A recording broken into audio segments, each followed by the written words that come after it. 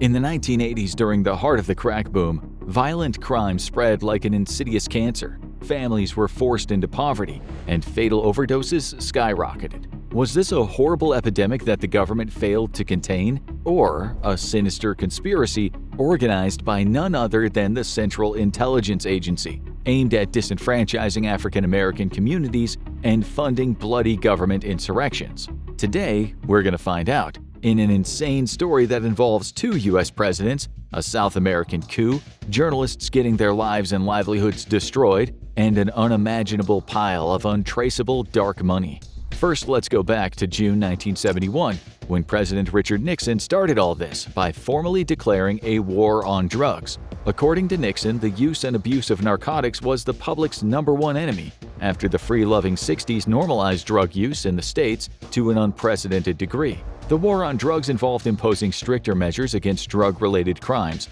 such as mandatory minimum prison sentencing for even minor offenses. This was the first domino in a series that would have horrific consequences even today.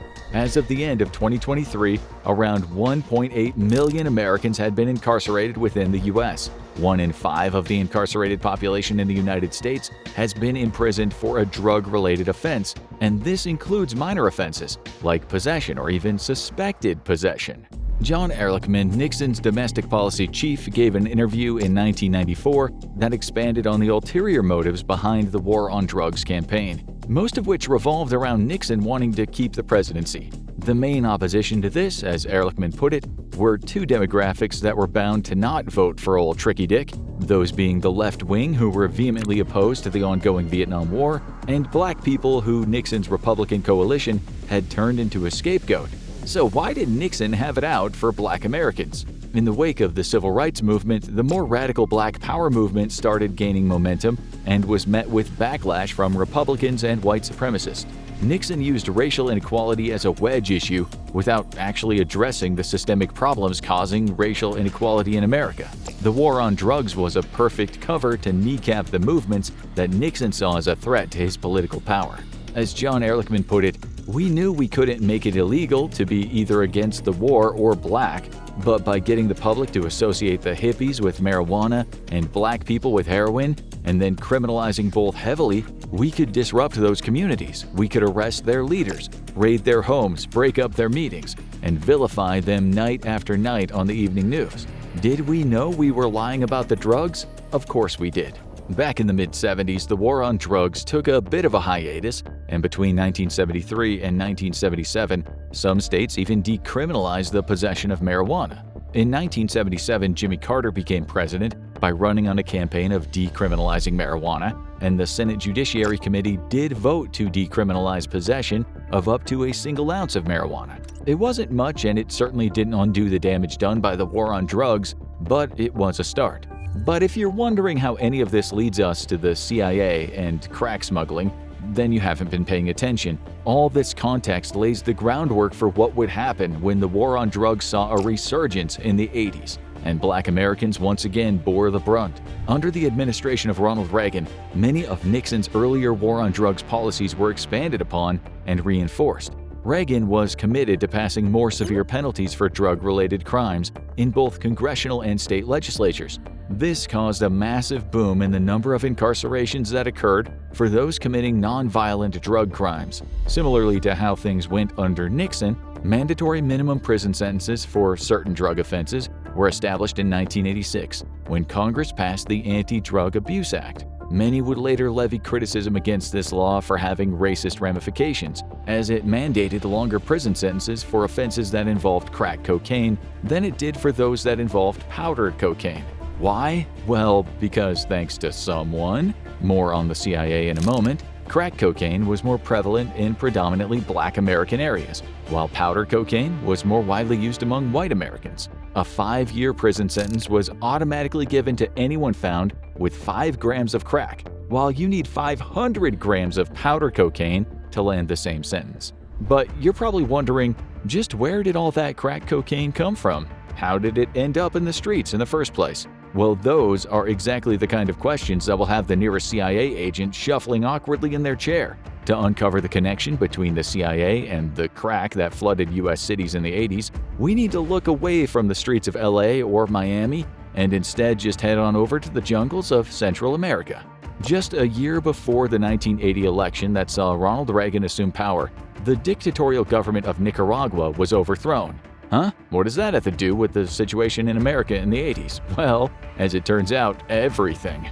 As the U.S. International Intelligence Agency, the CIA has a long and unnerving history when it comes to meddling in the affairs of other countries, especially when it starts to look like other nations might be tilting toward a left-wing or, heaven forbid, a socialist government. Then the Central Intelligence Agency swoops in to pull some strings in the shadows to get this country's leaders assassinated or overthrown.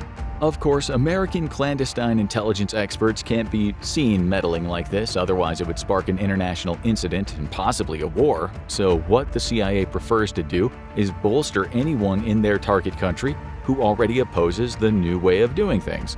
These are usually extreme right-wing paramilitary groups who suddenly receive a surprising amount of funding and even weaponry courtesy of the boys over at Langley. Here's a not-so-fun fact. That's exactly how Mujahideen fighters in Afghanistan ultimately formed the Taliban with a little help from the CIA, who wanted the country's communist government overthrown. This practice was particularly commonplace during the Cold War, as almost every communist government became allied with the USSR. So, the USA sought to undermine those allies by backing extremist groups and rebels to destabilize the countries.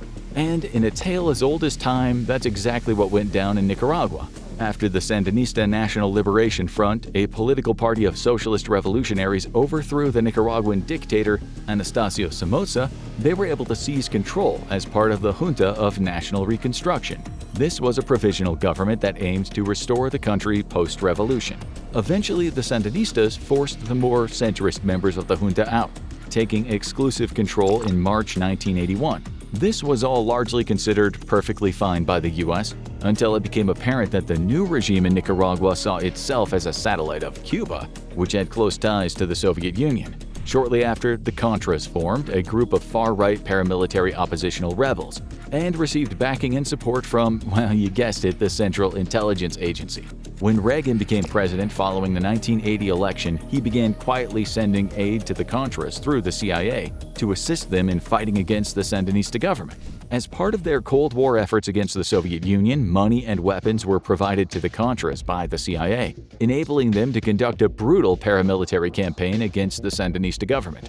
Almost just as sickening was that Ronald Reagan himself described these right-wing extremists as freedom fighters and claimed that cutting off support to the Contras would allow the USSR to influence Central America. This CIA backing of the Contras didn't continue unencumbered, though, as in 1982, Democrats within Congress passed laws that did eventually prevent the support of the rebels in Nicaragua.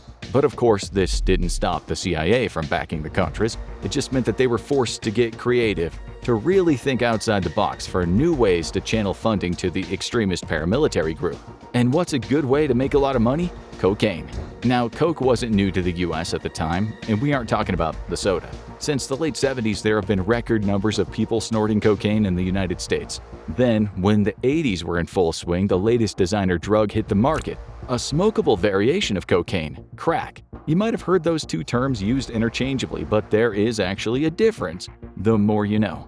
Most of the cocaine entering the United States was illegally imported from Colombia, but the rise in the use of crack cocaine across American cities became a seemingly instant, infinite money hack for organized crime groups, even those backed by the CIA. You see, as with other countries where the US had covertly assisted in overthrowing newly established governments like Laos, Afghanistan, and Burma, Nicaragua also had a pre-existing trade in narcotics. This had caught the CIA's attention long before their effort to assist the Contras. So it didn't take long for the order to come through from the CIA headquarters in Langley, Virginia. Let's smuggle some drugs to get some cash for our operations in Nicaragua. Okay, well, that's pretty uncharitable against the CIA. In 1981, one of the paramilitary groups working alongside the CIA's officers to overthrow the Sandinista government were members of the Nicaraguan Revolutionary Democratic Alliance. A message that was sent to the CIA headquarters stated that the leadership of this group had decided to engage in drug smuggling to the United States in order to finance its anti-Sandinista operations. The same message also declared that an initial trial run had taken place during July of 1981, wherein drugs were transported from Nicaragua to Miami, Florida, and smuggled aboard a plane. Now, despite the alleged drug trafficking taking place during the Contra War, the Central Intelligence Agency never bothered to verify whether or not any of it was true. As for their involvement, it's never been outright confirmed nor denied.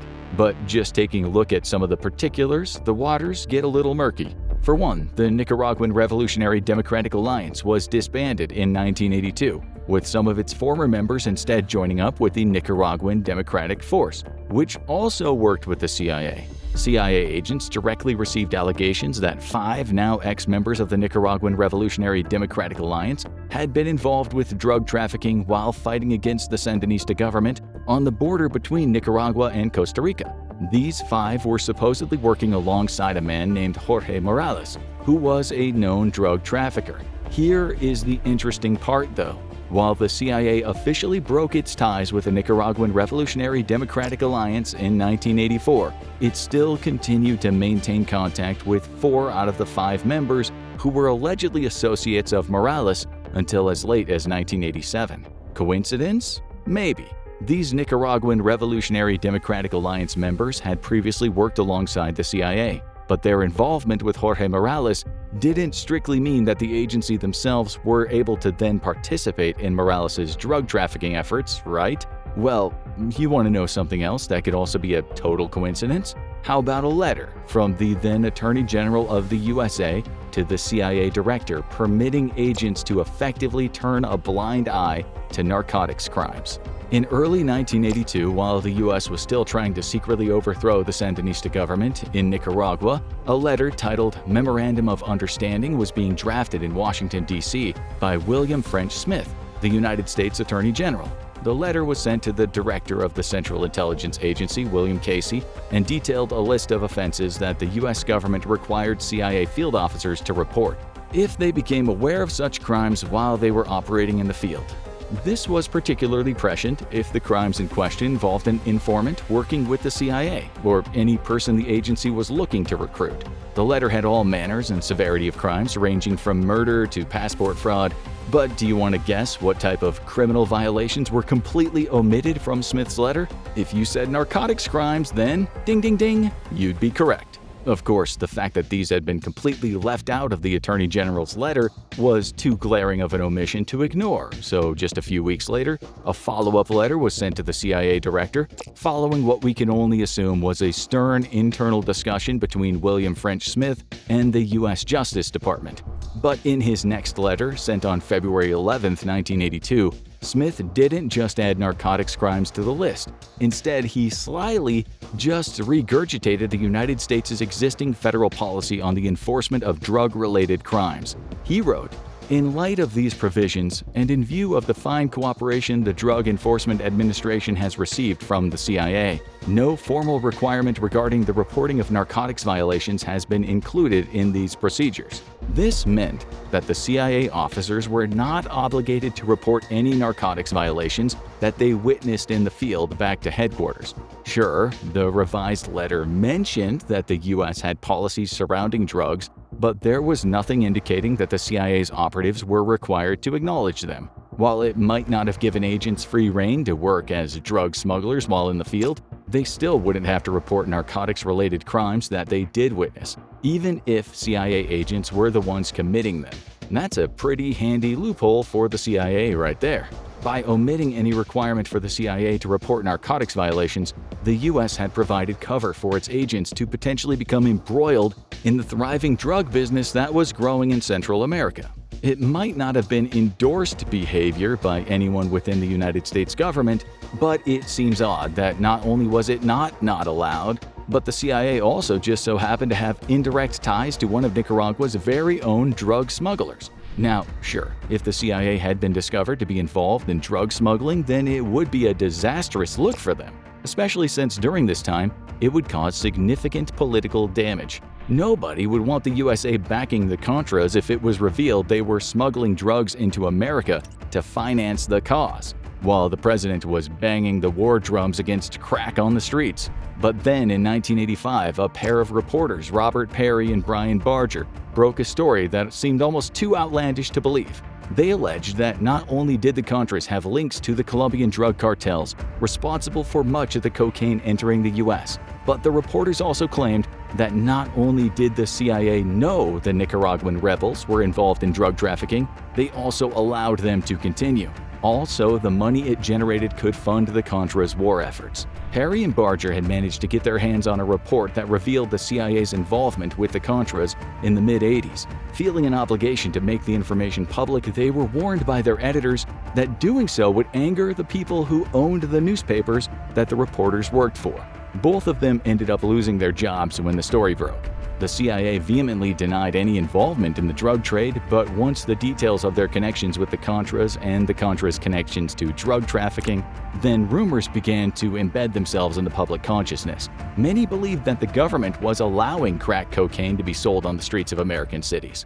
In 1996, these rumors were reignited when another journalist named Gary Webb looked at the story from another angle. Webb investigated the activities of a man named Freeway Rick Ross, the biggest kingpin in the Los Angeles crack business during the early 80s. Ross was possibly even the US's very first crack millionaire, claiming to have made $3 million in a single day during his peak, though we should take any claims made by a posturing crack gangster with a pinch of salt. Webb's investigation uncovered that Ross's main supplier for crack cocaine was a Nicaraguan exile named Danilo Blandon, who has funneled tens of thousands of dollars in profits from smuggling crack cocaine back into the Contras, using banks in Miami. Now, the man above Blandon was one Norwin Meneses, one, if not the biggest drug trafficker in Nicaragua, with deep ties to the Contras leadership. Meneses was both living out in the open and raising money to support their cause, so much so that the Drug Enforcement Agency tried to have him arrested. Some of them even believed he was known as El Rey de Drogas in Nicaragua, which translated to the King of Drugs. However, they had never been able to successfully build a case against him, leading to some speculating he might have been benefiting from CIA protection. So, when Webb's story came out in the mid-90s, not only did it expose the links between Meneses, Blandon, and Ross, but it also delved into the history of this large-scale and well-documented crack distribution ring that had been operating for years and channeling drugs into the US, and the CIA had known about it and willingly turned a blind eye.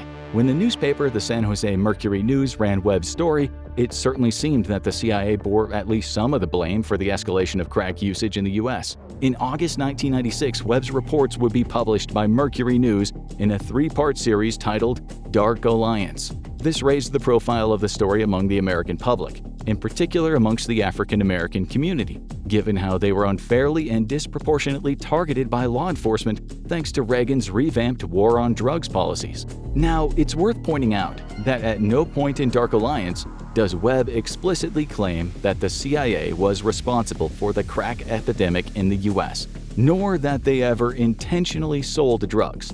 He merely exposed the existence of a crack cocaine ring that was operating throughout the west coast of the US during most of the 1980s.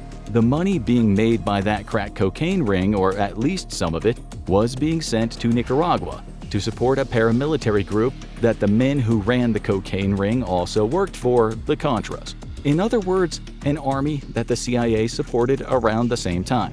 Despite never making any direct claims of the sort, the narrative that people ran with was that the CIA had been directly involved in the crack epidemic. At the very least, they were certainly far more aware of and even worked with some of the people who were involved in smuggling the drug to the US.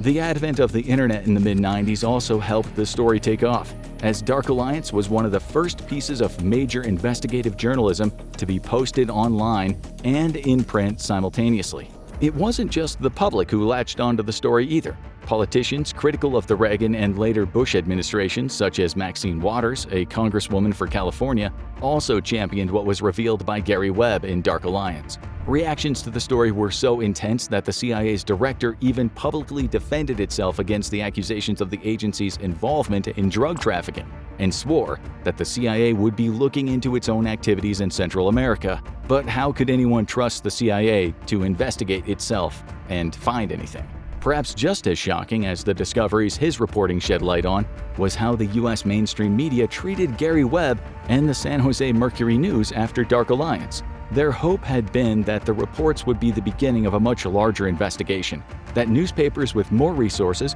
could then come in and continue to look into what the CIA was doing in Nicaragua. But rather than launching their own investigations into the CIA, larger newspapers including the LA Times, the Washington Post, and the New York Times instead attacked Webb himself in an attempt to frame his story as nothing more than a conspiracy theory. After being hounded from his job, finding himself unable to find future work as a journalist thanks to a reputation that had been shamefully dashed by 3 major newspapers, Gary Webb tragically took his own life in 2004. 2 years after the story broke in 1998, the CIA's Inspector General released a report that admitted to at least some of the accusations levied against them in Dark Alliance. The report confirmed that the agency had indeed been aware that several people who were linked with the Contras were also importing crack cocaine to the USA. It's also acknowledged that the CIA's agents had done nothing to stop them, and had even used its resources to protect figures like Norwin Menezes from investigation. Even though what had been reported by Webb in the 90s and earlier in the 80s by Perry and Barger was true, the CIA has long since claimed that any story linking the agency with the 1980s crack epidemic in the US is nothing more than conspiratorial slander. But there is still evidence, if not of their involvement, then certainly of their complicity, and a lot of it exists in congressional records. Were CIA agents physically handing out crack on the street corners? No, probably not. Were they aware that people they were connected with in Central America had some level of involvement in drug smuggling? Yes, at the very least, it was alleged that certain Contra members worked with known drug traffickers. So, did the CIA's agents have an obligation to report those narcotic offenses that they witnessed in the field? No, thanks to the Attorney General's letter, they didn't. And did the CIA work with and even protect major drug traffickers taking part in the importing of crack to the US? Yes, that much is indisputable. Now check out 50 insane facts about the CIA you never knew. Or watch this instead.